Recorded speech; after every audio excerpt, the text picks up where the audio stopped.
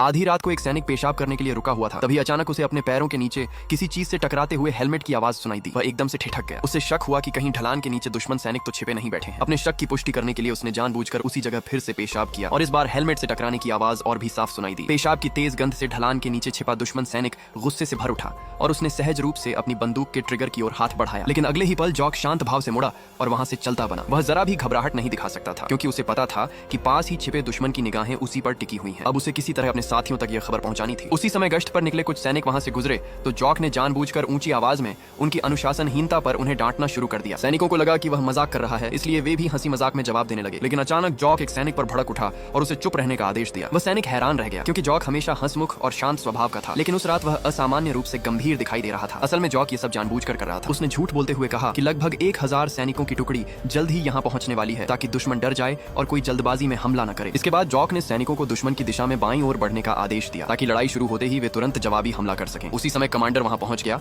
और उसने उन सभी पर ड्यूटी में लापरवाही बरतने का आरोप लगाया। उस नाजुक पल में जॉक तेजी से कमांडर के पास गया और ऊंची आवाज में बोला कि मदद के लिए सैनिक रास्ते में है। और जैसे ही वह उसके करीब पहुंचा, उसने फौरन सारी जानकारी धीरे से उसके कान में बता दी। कमांडर ने ऊपर नजर उठाई और सचमुच उसे दूर एक तेज चमक दिखाई दी। उसने